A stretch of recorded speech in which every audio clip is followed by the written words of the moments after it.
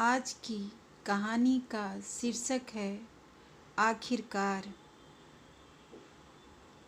सामने के फ्लैट में रहने वाली श्यामली से दया का मिलना तो कम हो पाता था, लेकिन दया का उसकी हर गतिविधि पर ध्यान जाने अनजाने चला ही जाता था। दोनों के घर की रसोई की खिड़कियां आमने सामने ही पड़ती थीं। तभी तो श्यामली कई बार मजाक में कह भी चुकी थी, लगता है आपका सारा दिन रसोई घर में ही बीतता है। सुनकर दया चुप रह जाती। यूं देखा जाए तो दोनों की दिनचर्या में भी काफ़ी अंतर था। श्यामली बैंक में काम करती थी, पति अक्सर दौरे पर रहते थे और बच्चे बाहर हॉस्टल में। श्यामली का क्या, थोड़ा बहुत कच्चा पक्का बना लिया और कभी मूड नहीं हुआ तो बाहर से कुछ मंगा लिया। पर दया, वह तो जब से ब्याह कर इस घर में आई थी तभी से अधिकांश समय रसोई घर में ही बीता। तब तो भरा पूरा ससुराल था जब साथ रहते थे और वह थी घर की बड़ी बहू। आज भी जब वे दिन याद आते हैं तो सोचती है कि कितना कुछ बदलाव आया था उसके व्यक्तित्व में इस घर में आकर। बेटी रीना उस दिन पूछ रही थी, मम्मी आप क्या बचपन से ही इतनी अच्छी कुकिंग करती थी? मुझसे तो अब तक गोल रोटी भी नहीं बन पाती है। बचपन, तब कहाँ कुछ आता था। छोटा सा परिवार था, माँ बाबूजी और बस 2 भाई बहन। बीए करने के बाद उसकी बहुत इच्छा थी आगे और पढ़ने की, पर परिस्थितियाँ कुछ ऐसी बनी कि जल्दी शादी हो गई। ससुराल आकर देखा, सास तो घर के हर काम काज में पारंगत थी, पर ससुराल के इस पारंपरिक वातावरण में सामंजस्य बैठाना उसे काफ़ी मुश्किल लगा।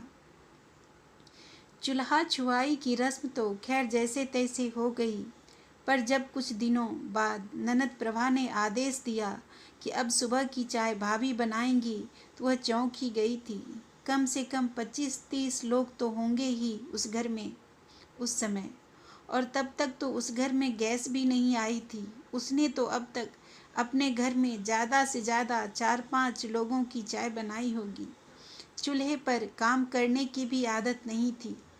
खैर चूल्हा तो प्रभा ने जला दिया था, पर जब वह भगोने में पानी कप से नाप कर डालने लगी तो प्रभा हंसी थी। भाभी कहाँ तक नापोगी, पूरा भगोना भरकर चढ़ा दो। फिर जब शक्कर के नाप के लिए चम्मच टटोलने लगी तो प्रभा फिर हंसी थी। अरे भाभी, ये जो शक्कर के डिब्बे में बड़ा सा कटोरा है ना, भर कर डाल देना। और हाँ, चाय के डिब्बे में भी एक छोटी कटोरी है, वही नाप है। प्रभा ही थी जो उस समय हर काम में उसकी मदद कर देती थी। सब्जी के तेल मसाले से लेकर रोटी और पराठे के आटे तक का नाप तौल वही बताती रहती। फिर तो काम करते करते उसकी भी आदत हो गई थी। सास ने तो सिलाई बुनाई अचार पापड़ तक घर के सारे काम सिखाए थे, और कब वह एक अल्लहड़ लड़की से एक कुशल गृहिणी बन गई वह स्वयं भी नहीं समझ पाई थी। धीरे धीरे संयुक्त परिवार से वे लोग एकल परिवार हो गए। बच्चे भी अब बड़े होने लगे थे, पर घर को सुव्यवस्थित रखने सुचारू रूप से चलाने में ही उसका पूरा दिन खप जाता था। मेहमानों की आवाजाही भी बनी रहती थी। पति प्रभात तो शुरू से ही कम बोलते थे और अधिक टोका टोकी भी नहीं करते थे। फिर भी कई बार वह महसूस करती कि अन्य कामकाजी महिलाओं को देखकर शायद वो भी कामकाजी पत्नी की कामना करते होंगे। घर के बढ़ते खर्च से बजट भी डगमगाने लगा था। बेटे की कॉलेज की पढ़ाई थी, फिर बेटी रीना की शादी आ गई तो कर्ज बढ़ गया था। तब तो उसने एक बार रीना से कहा भी था, मैं भी शादी के बाद बीएड करके नौकरी कर लेती तो अच्छा रहता, पैसों की इतनी कमी तो महसूस नहीं होती। अब देख, तेरी शादी के बाद अगर छोटा सा भी फ्लैट लेने की सोचेंगे तो उसके लिए भी भारी कर्ज का इंतजाम करना होगा। मम्मी, रीना ने तो तुरंत टोक दिया था, आप नौकरी करती तो हम भाई बहन की इतनी अच्छी परवरिश कैसे हो पाती? पापा तो नौकरी के सिलसिले में अक्सर बाहर ही रहते थे, फिर हमें साफ सुथरा सजा संवरा घर, स्वादिष्ट खाना कैसे मिलता। मुझे तो अब तक याद है कि हम भले ही कितनी देर में घर पहुंचते, आप हमेशा ही हमें गरम गरम खाना खिलाती थी। अब मुझे देखो ना, दीपू का कहाँ इतना ध्यान रख पाती हूँ। कभी कभी तो उसे बुखार में भी घर छोड़कर ऑफिस जाना पड़ता है। पर रीना, तेरे पापा ने तो शायद ही कभी महसूस किया हो कि घर में रहकर मैंने कभी कोई योगदान दिया है इस गृहस्थी को चलाने में। मम्मी, रीना ने फिर बात काट दी, आप भी कैसी बातें कर रही हो। पापा कब मुंह पर किसी की तारीफ करते हैं, पर इसका यह मतलब तो नहीं कि वे समझते ही नहीं हो कि आपने कितना कुछ किया है हमारे लिए ही नहीं, पूरे परिवार के लिए भी। यहाँ तक कि चाचा बुआ सबके लिए, और अभी तक भी तो करती ही रहती हो। अब जब पापा रिटायर हो जाएंगे तब खूब समय होगा आप दोनों के पास, जिम्मेदारियाँ भी तब कम हो जाएंगी। तब पापा आपको बता पाएंगे कि कितना योगदान है आपका इस परिवार को बनाने में। आप लोग फिर खूब घूमने जाना, अपना दूसरा हनीमून मनाने। दया तब हंसकर रह गई थी। बातें बनाना तो कोई तुमसे सीखे। रीना को हल्की सी झिड़की भी दी थी उसने।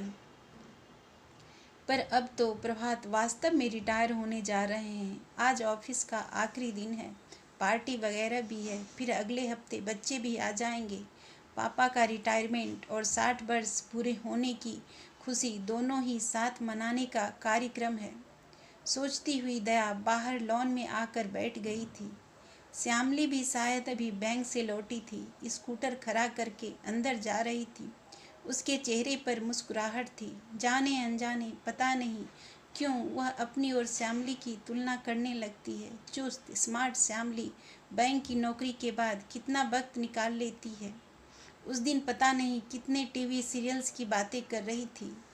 दया जी, आजकल टीवी पर बहुत अच्छे प्रोग्राम्स आ रहे हैं, आप ज़रूर देखना। कई बार तो बहुत अच्छी फिल्में भी आती हैं।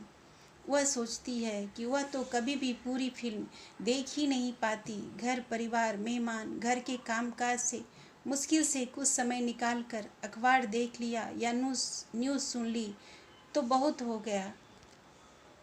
उसकी ननद देवर देवरानी सब यही कहते हैं, बस भाभी आप हो तो मायका ससुराल सब यही है हमारा। चलो, सबकी अलग अलग जिंदगी और जिम्मेदारियां होती है, वह क्यों तुलना करे किसी से अपनी। सोचकर उसने फिर आज खुद को समझा लिया था।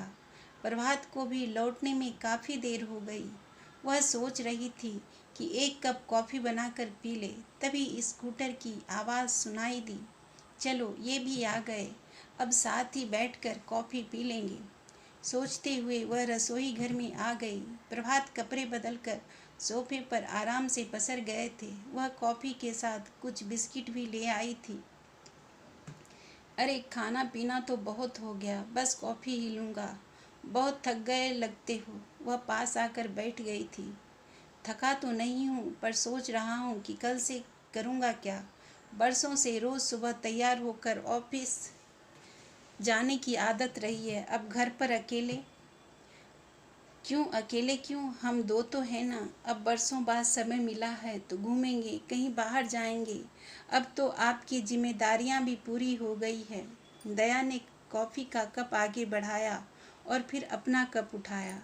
शायद तुम ठीक कहती हो, अब जिंदगी आराम की रहेगी।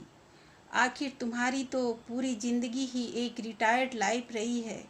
एक हाउसवाइफ की ज़िंदगी तो होती है रिटायर्ड लाइफ, आराम की ज़िंदगी। प्रभात पता नहीं और क्या क्या कहते जा रहे थे, पर दया के कान अब आगे सुन नहीं पा रहे थे। कॉफ़ी का प्याला वैसे ही हाथ में रह गया था, मुंह का स्वाद कसैला हो गया था। एक ही शब्द कानों में गूंज रहा था, रिटायर्ड लाइफ। क्या पूरी ज़िंदगी में उसकी बस एक यही उपलब्धि रही है। अपनी ही ख्यालों में डूबी दया यह सोचती रही।